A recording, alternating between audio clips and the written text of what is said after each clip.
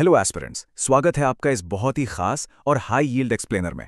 आज हम मानव शरीर की सबसे महत्वपूर्ण युद्धभूमि का गहराई से विश्लेषण करने वाले हैं, और वो है हमारा ब्लड सिस्टम यानी रक्ततंत्र। देखिए, अगर आपका लक्ष्य आगामी SSC CHSL, CGL, MP police constable या ईएसबी जैसी कोई भी प्रतियोगी परीक्षा क्रैक करना है, तो जीव विज्ञान का ये टॉपिक तो आपको हर हाल में मास्टर करना ही होगा। चलिए बढ़ते हैं सेक्शन 1 की तरफ, रक्त और प्लाज्मा का परिचय। ये हमारी इस युद्ध भूमि का वो इलाका है जहां सब कुछ घटित होता है। एग्जाम्स के लिए ये रैपिड फायर आंकड़े बिल्कुल आपकी उंगलियों पर होने चाहिए। सबसे पहले, एक स्वस्थ वयस्क के शरीर में कुल 5 से 6 लीटर रक्त होता है। इसका पीएच मान 7.4 है, जो इसे नेचर में थोड़ा क्षारीय यानी अल्कलाइन बनाता है। और एक बहुत ही कॉमन सा सवाल जो बार बार पूछा जाता है, रक्त के वैज्ञानिक अध्ययन को कहते क्या है? इसका जवाब है हेमाटोलॉजी। ये 3 पॉइंट्स तो बस दिमाग में फिक्स कर लीजिए। अब अगर हम खून को थोड़ा करीब से देखें तो ये असल में 2 हिस्सों में बटा होता है।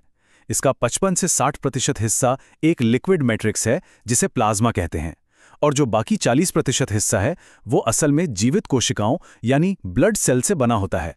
अब यहाँ एक बड़ा ही इंटरेस्टिंग और एग्जाम के लिए ज़रूरी शब्द आता है, हेपारिन। कभी आपने सोचा है कि जब खून शरीर से बाहर आता है तो तुरंत जमने लगता है, लेकिन हमारी नसों के अंदर क्यों नहीं जमता? भाई, उसका सीधा सा कारण है ये हेपारिन। ये प्लाज्मा में पाए जाने वाला एक प्राकृतिक एंटीकोगुलेंट है जो इस पूरे सिस्टम को नसों के अंदर सुचारू रूप से बहने में मदद करता है।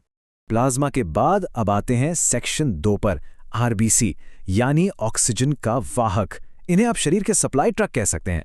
तो लिक्विड प्लाज्मा की बात तो हो गई। अब उन जीवित कोशिकाओं पर आते हैं जो इस प्लाज्मा में तैरती हैं। सबसे पहली और सबसे बड़ी सेना है रेड ब्लड सेल्स यानी आरबीसीज। आप इन्हें शरीर के सप्लाई ट्रक मान सकते हैं जो सिर से लेकर पैर तक ऑक्सीजन पहुंचाते हैं। इनके हाई यील्ड फैक्ट्स नोट करिए। इनका जीवन काल अधिकतम 120 दिन होता है। संख्या करीब 5 मिलियन यानी 50 लाख। सबसे खास बात, मानव आरबीसी का आकार बाइकॉन्केव होता है और इनमें कोई न्यूक्लियस यानी केंद्रक नहीं होता। और हाँ, इनका ये लाल रंग हीमोग्लोबिन नाम के पिगमेंट की वजह से होता है जो आयरन और प्रोटीन से मिलकर बनता है। अब इन सेल्स का बैलेंस में रहना बहुत जरूरी है। अगर बैलेंस बिगड़ा तो 2 कंडीशन बन सकती हैं। अगर शरीर में आरबीसी की कमी हो जाए तो उस स्थिति को हम एनीमिया कहते हैं। वहीं इसके उलट, अगर आरबीसी हद से ज्यादा बढ़ जाए तो खून बहुत गाढ़ा हो जाता है, और इस खतरनाक स्थिति को पॉलीसाइथीमिया कहते हैं।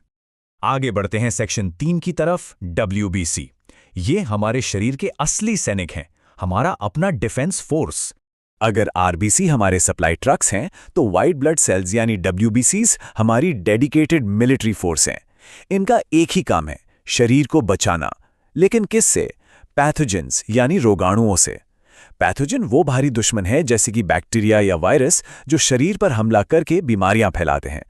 डब्ल्यूबीसी इन्हीं दुश्मनों को ढूंढ ढूंढ कर खत्म करने के लिए बने हैं। जहां आरबीसी की संख्या 50 लाख थी, वहीं डब्ल्यूबीसी संख्या सिर्फ 10,000 के आसपास होती है। इनका जीवन काल भी बस 3 से 4 दिन का ही होता है। लेकिन इनकी कम संख्या पर मत जाइएगा। इन्फेक्शन से लड़ने और हमें इम्यूनिटी देने में इनका कोई मुकाबला नहीं है। ये हमारे लिए बिल्कुल अपरिहार्य हैं। अब इस डब्ल्यूबीसी की सेना में भी अलग अलग बटालियन होती हैं। सबसे पहले न्यूट्रोफिल्स, ये सबसे ज्यादा 60% से अधिक होते हैं और बिल्कुल फ्रंटलाइन स्काउट्स की तरह काम करते हैं, बहुत ज्यादा एक्टिव। फिर आते हैं मोनोसाइट्स, जो आकार में सबसे बड़े होते हैं। ये दुश्मनों को सीधा निगलकर कुचल लेते हैं। और आखिर में लिम्फोसाइट्स, ये आकार में सबसे छोटे होते हैं लेकिन एक खुफिया एजेंसी की तरह काम करते हैं। ये बी और टी सेल्स जैसे टारगेटेड एंटीबॉडीज बनाते हैं जो सटीक हमला करती हैं। आरबीसी की तरह ही अगर डब्ल्यूबीसी का बैलेंस बिगड़े तो मामला सीरियस हो जाता है। अगर आपका इम्यून सिस्टम कमजोर पड़ जाए और डब्ल्यूबीसी की कमी हो जाए तो उसे ल्यूकोपीनिया कहते हैं। इसमें बार बार इन्फेक्शन होता है। वहीं अगर डब्ल्यूबीसी बेतहाशा और एबनॉर्मल तरीके से बढ़ जाएं तो ये ल्यूकीमिया का रूप ले लेता है, जिसे हम ब्लड कैंसर भी कहते हैं। चलिए अब आते हैं सेक्शन 4 पर, प्लेटलेट्स और ब्लड क्लॉटिंग। ये हमारे शरीर के कॉम्बैट मेडिक्स हैं। अब हमारी तीसरी रक्त कोशिका की बारी है, प्लेटलेट्स। युद्धभूमि की बात हो रही है तो इन्हें आप कॉम्बैट मेडिक्स समझ लीजिए। जब भी आपको चोट लगती है तो ये तुरंत घाव को सील करने पहुंच जाते हैं। एग्जाम्स के लिए इनके फैक्ट्स रट लीजिए। इनका वैज्ञानिक नाम थ्रोम्बोसाइट्स है। इनका जीवन काल लगभग 7 दिन का होता है और हमारी बॉडी में इनकी नॉर्मल रेंज 1.5 लाख से 4 लाख के बीच होती है।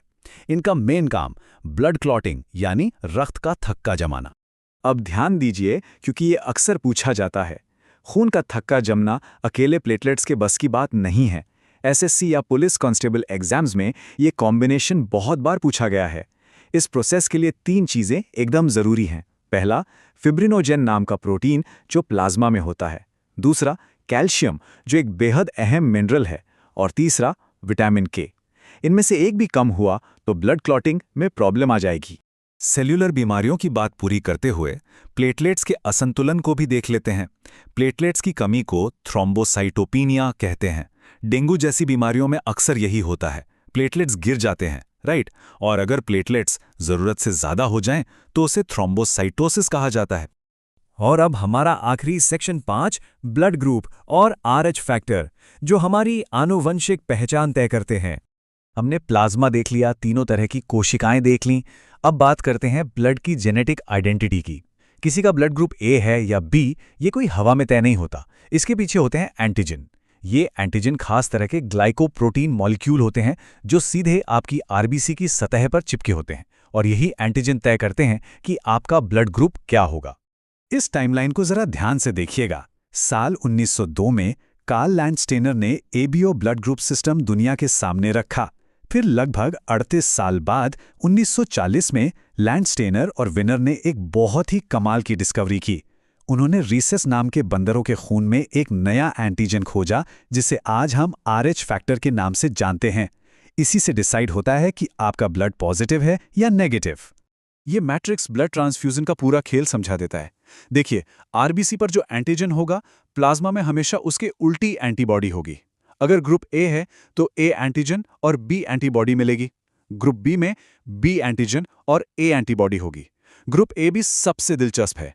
इसमें एंटीजन तो दोनों हैं लेकिन एंटीबॉडी कोई नहीं है। और ओ ग्रुप में कोई एंटीजन नहीं होता पर दोनों एंटीबॉडीज मौजूद होती हैं। और इन्हीं नियमों से निकलते हैं हमारे सबसे important high yield facts. O negative को यूनिवर्सल डोनर यानी सर्वदाता कहा जाता है क्योंकि इसमें कोई भी एंटीजन ए, बी या आर नहीं होता।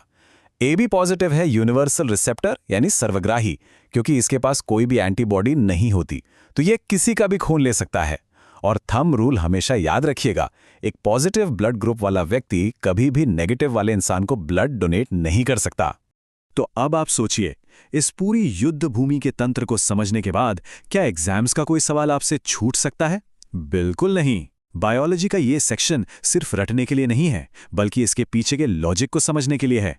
एक बार आपने सेल्स के काम और ब्लड ग्रुप्स के रूल समझ लिए तो एसएससी, सीजीएल या पुलिस कांस्टेबल एग्जाम्स में आपके साइंस के मार्क्स एकदम पक्के हैं। तो इस जानकारी को अच्छे से रिवाइज करिए और अपने एग्जाम्स में छा जाइए। तो बस इसी के साथ आज का हमारा ये दिलचस्प विश्लेषण यहीं पर खत्म होता है।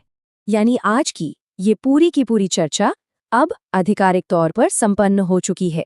पूरी उम्मीद है कि आज के इस विषय से काफी कुछ नया, काम का और एकदम अलग जानने को मिला होगा।